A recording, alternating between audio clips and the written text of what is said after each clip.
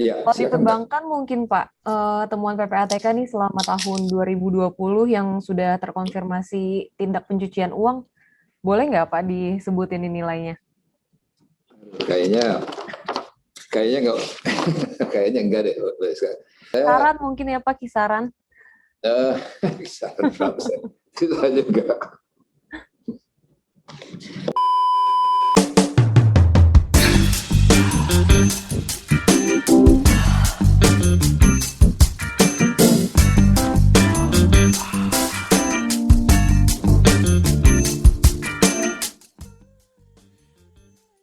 Itu sebabnya kenapa mungkin kalau saya ingin menguraikan sebetulnya itu sebetulnya banyak sekali yang sudah kita usahakan perubahan sebetulnya, Priska, dari PPATK itu. Apakah perlu diketahui yang tidak nih apa yang sudah kita lakukan oleh Priska, tapi saya serahkan ke Priska dulu karena cukup lumayan panjang nanti jawaban saya ini yang Boleh apa dong yang Pak. Dan saya. kalau boleh tahu mungkin berapa besar ya temuan ini nih Pak, temuan PPATK nilai transaksinya yang terindikasi pencucian uang? Oh, aduh, ini kalau data ini mungkin saya tidak ya berani menyatakan karena biasanya begini Pak. Ini sangat kalau kalau kita tuh merasa agak sedikit, bukan sedikit, ini keyakinan itu timbul setelah kita melakukan analisis dan pemeriksaan kan gitu ya.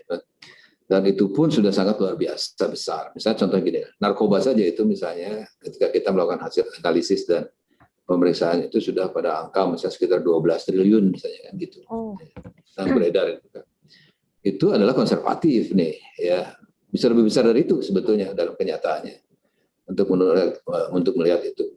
Terus kemudian korupsi, potensi kerugian negara, misalnya dari korupsi kira-kira berapa? Ya mungkin sekitar 60 triliun misalnya. Itu kalau kita lihat apa namanya, lihat situasi ini, kita akan punya sense lah kira-kira urgensinya seperti apa ya. Bagaimana perbankan itu bisa melakukan sesuatu untuk bahkan merubah bangsa kita. Itu nih. Jadi kalau teman-teman memiliki value yang sama, bahwa kita ingin sama-sama bahwa yang namanya kejahatan ekonomi, korupsi, narkoba dan macam-macam ini adalah musuh bersama kita, common enemy kita, tentu komitmen itu akan ada dari semua teman-teman nih di perbankan, nggak direksi, nggak komisaris, nggak pemegang saham gitu kan, harusnya memiliki komitmen yang sama gitu. Ya, ya memang sebagai ilustrasi aja begini. Korupsi itu tidak akan begitu saja kelihatan. Karena orang sekarang korupsi ya tidak sebodoh itu. Misalnya katakanlah terima di rekening saya, setelah itu saya pakai, nggak gitu. Tentu akan ada yang namanya konsep dasar dari tindak pidana pencucian uang adalah selalu menjauhkan uang ini dari asal usulnya kan gitu, asal usul yang tindak pidana tadi selalu dijauhkan sejauh mungkin sehingga tidak lagi ada kemampuan PPATK misalnya untuk men-tracing itu, dia taruh di luar negeri gitu kan, terus kemudian dibelikan tanah, dibelikan properti kemana dan melalui nama orang, nama anak, nama keluarga maupun nama orang sama sekali dimasukin menjadi investasi di korporasi tertentu gitu kan, atau dia mendirikan korporasi khusus untuk menampung itu. Banyak sekali skema dari pencucian uang itu yang memungkinkan teman-teman perbankan juga kalau tidak melakukan manajemen nasabah dengan baik gitu ya, customer management yang baik, itu benar-benar akan losing track. Ini belum menggunakan misalnya beneficial owners gitu kan, proxy dan lain sebagainya.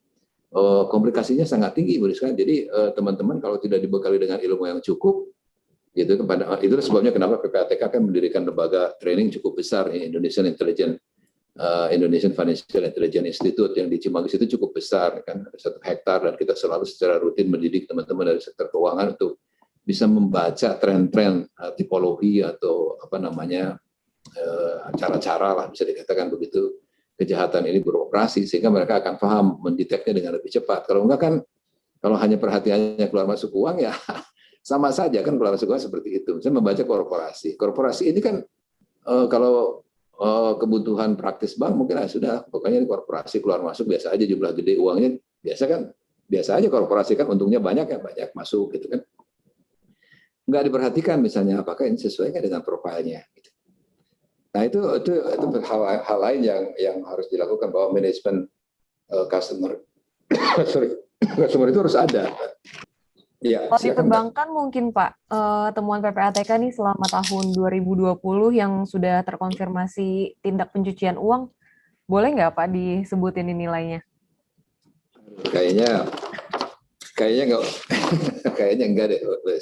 Kisaran mungkin ya Pak, kisaran. Kisaran berapa persen? Itu aja enggak. Jadi kalau menurut saya tadi seperti itu hanya bayangan. Misalnya bukan bayangan, gambaran umum saja.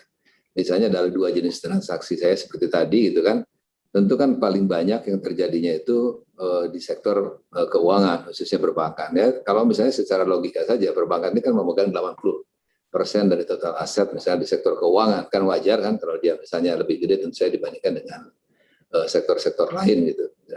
Ini make sense saja gitu kan, gitu. Tetapi sebetulnya ya seperti yang saya bilang tadi ya, Briska, ya, kita kalau ngomong integritas itu it's not only a matter of money gitu kan. Orang itu mencuri uang 1 juta dengan 10 juta dengan 100 juta sebetulnya esensi persoalannya bukan masalah itu. Bank bisa menutupi kerugian 100 juta, 10 juta, 1 juta. Esensinya sebetulnya adalah masalah integritas.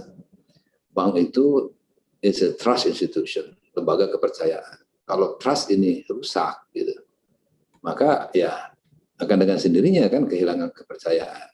Ya. Bisnis bank itu kan bisnis trust. Kalau enggak bisnis trust, terus bisnis apa yang bisa dibilang gitu kan? Bank itu apa? Kalau kita kehilangan trust, itu kehilangan segala-galanya. Itu yang menjadi kuncinya. Jadi hilang 1 juta, hilang 10 juta, 100 juta, 1 triliun, it's the same thing gitu sebetulnya. Dampaknya itu sebetulnya ke bank itu akan begitu kedengeran misalnya. Makanya kan kita tahun ini kita mengeluarkan yang namanya Financial Integrity Rating ya. Ini Financial Integrity Rating, FIR namanya, kita singkat. Financial Integrity Rating itu sebetulnya mereview tingkat integritas sistem dan individu bank. Sebenarnya bank itu udah tahu, udah kita kasih tahu itu. Masing-masing bank itu ada di mana levelnya mereka pada saat ini, gitu kan? Di mana titik lemahnya, gitu ya, mereka miliki untuk dalam konteks integritasnya ini. Nah itu tuh belum kita umumkan, Pak. Ya tentu aja ada beberapa pertimbangan yang kita harus pertimbangkan sebelum kita mengumumkan hasil ini secara terbuka gitu ya. Kalau Infobank kan bebas tuh punya riset sendiri terus kemudian mengumumkan bank terbesar, bank apa gitu. Ya kalau kita kan bisa berdampak signifikan karena kita kan otoritas begitu loh Rizka. Mungkin bisa dijelaskan kinerja PPATK sepanjang 2020 bagaimana dalam tindak pencegahan transaksi pencucian uang dan juga seberapa besar kontribusinya untuk penerimaan negara dan juga apa rencana PPATK sendiri ke depan untuk bersinergi dengan industri keuangan terkait dengan pencegahan dan meminimalisir transaksi pencucian uang. Baik, Rizka, jadi itu menarik ya. Ini sekedar ilustrasi saja. Mungkin yang bisa saya sampaikan misalnya untuk tahun 2020 gitu kan, itu hasil analisis yang kita sampaikan ke aparat penegak hukum itu sekitar 523 ya laporan hasil analisis nih. Dan ini apa namanya jumlah yang cukup signifikan bisa dikatakan gitu 523 ditambah lagi dengan informasi ini yang diberikan. Informasi itu bukan ke aparat penegak hukum tetapi untuk mengingatkan beberapa lembaga dan kementerian lain. Itu ada sekitar 357 gitu kan. Dan ini menunjukkan persoalan yang terkait dengan integritas sistem keuangan kita masih cukup serius gitu kan, cukup besar gitu. Nah, apalagi kalau tadi seperti yang saya sampaikan di muka, kalau diukur dari laporan transaksi keuangan mencurigakan itu bahkan bombastis ya, misalnya atau pendanaan terorisme. Pendanaan terorisme itu tahun ini saja kita menerima laporan yang terkait pendanaan terorisme sekitar berapa 160-an. 1.600 lebih dari laporan transaksi keuangan mencurigakan terkait dengan pendanaan terorisme. Contohnya, artinya bahwa 1.600 tadi Pak. Ya 1.600-an gitu. Ya itu kan berarti menunjukkan bahwa tindak pidana pencucian uang itu bukan satu-satunya ancaman kepada kita itu. Juga masalah pendanaan terorisme itu merupakan ancaman. Nah, itu yang terkait dengan masalah kinerja kita ya dalam pengertian upaya-upaya kita untuk melakukan. Tentu tantangan berikutnya adalah ada di aparat penegak hukum karena PPATK kan bukan penegak hukum, itu kan kita adalah lembaga intelijen keuangan. Oleh karena itu dia tentu saja nanti KPK yang menindaklanjuti, kepolisian yang menindaklanjuti, kejaksaan menindaklanjuti.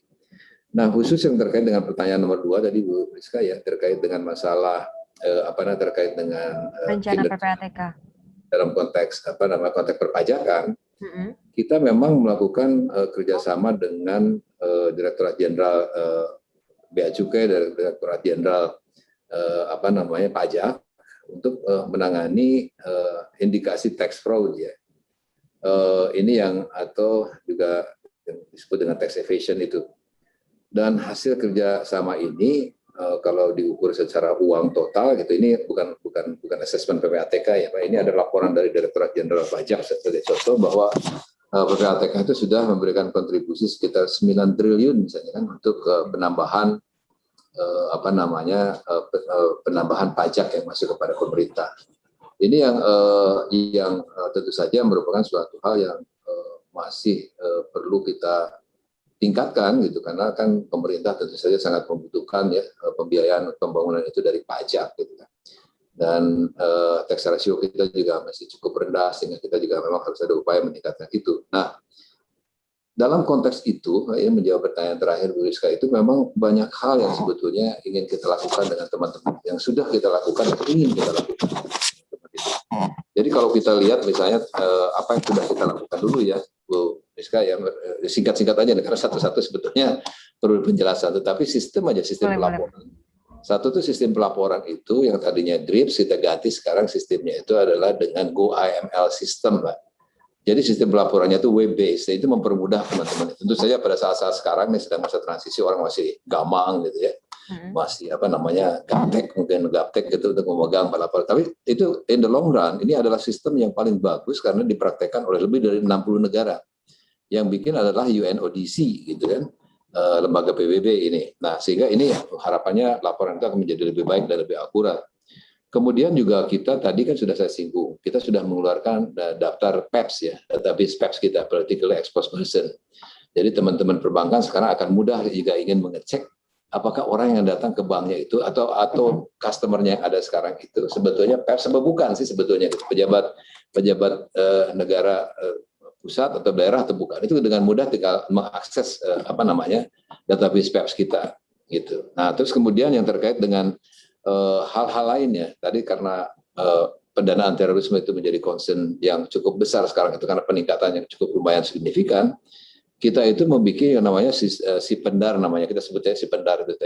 Sebetulnya platform ini adalah platform pertukaran informasi antar lembaga terkait dalam konteks menangani pendanaan terorisme.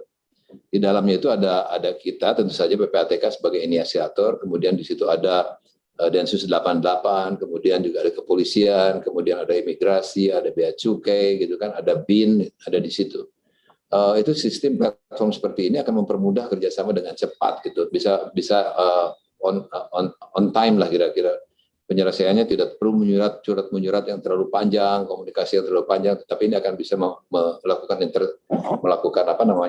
tukar menukar informasi dengan cepat sehingga intersepsi yang akan dilakukan terhadap pendanaan terorisme ini atau kegiatan terorisme secara umumnya bisa dilakukan dengan lebih cepat. Nah, kemudian tentu saja ada sinergi tadi yang sudah saya sampaikan, ada tripartite agreement dengan Direktorat Jenderal Pajak, Direktorat Jenderal Bea Cukai untuk meningkatkan pendapatan pajak negara. Terus kemudian penguatan regulasi ya, penguatan regulasi ini ada 2 rancangan undang-undang yang sekarang masih tentu saja masih didiskusikan, masih diperdebatkan yang terkait rancangan undang-undang pembatasan uang kartal atau RUU PTUK, namanya pembatasan transaksi uang kartal atau uang cash ya, dengan kata lain. Yang kedua adalah RUU yang terkait rancangan undang-undang terkait dengan perampasan aset. Ya, nah, perampasan aset juga nanti ini adalah salah satu usulan kita untuk melakukan breakthrough di dalam konteks pemberantasan kejahatan ekonomi. Terus kemudian tentu saja ada pembentukan data statistik untuk memperbaiki data statistik tindak pidana perekonomian di kita. Terus kemudian juga yang kerjasama yang semakin bagus antara kita dengan OJK misalnya, dengan kita dengan Bank Indonesia untuk melakukan joint audit. Dan satu lagi ini satu hal yang mungkin penting ingin saya sampaikan, bahwa kita juga sudah melaunch tapi akan kita implementasikan terkait dengan public-private partnership. Jadi yang kita sebut sebagai Intranet. Intranet itu adalah ini cara pendekatan baru sebetulnya. Mudah-mudahan ini akan berhasil dengan baik. Bahwa ini akan ada kerjasama langsung antara kita, ini PPATK dengan aparat penegak hukum dan bank atau lembaga keuangan lain untuk langsung bisa memecahkan persoalan yang terkait dengan kasus-kasus pencucian uang maupun pendanaan terorisme yang sifatnya lebih complicated. Nah, jadi tidak dulunya kan kita hanya main perintah-perintah aja gitu. Nah, sekarang itu kita akan mendengar secara kebijakan apa sih yang dikomplain oleh bank gitu. Di dalam konteks misalnya kebijakan atau apa yang bank ingin sumbangkan untuk memecahkan suatu kasus tertentu. Katakanlah kasus yang menjadi perhatian PPATK ke depan itu yang akan sangat kita perhatikan terkait dengan trade based money laundering misalnya. Pencucian uang berdasarkan transaksi perdagangan internasional khususnya gitu kan. Ini juga karena komplikasinya tinggi, tentu kita harus melakukan kerjasama dengan teman-teman bank dan teman-teman lembaga menyelesaikan atau memecahkan kasus-kasus yang ada terkait dengan trade based money laundering, contohnya begitu.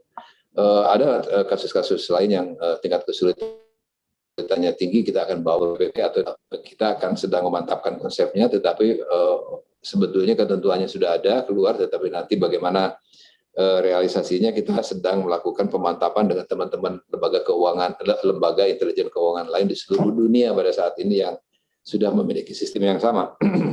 Baik, sebelumnya terima kasih banyak Pak Dian. Terima kasih.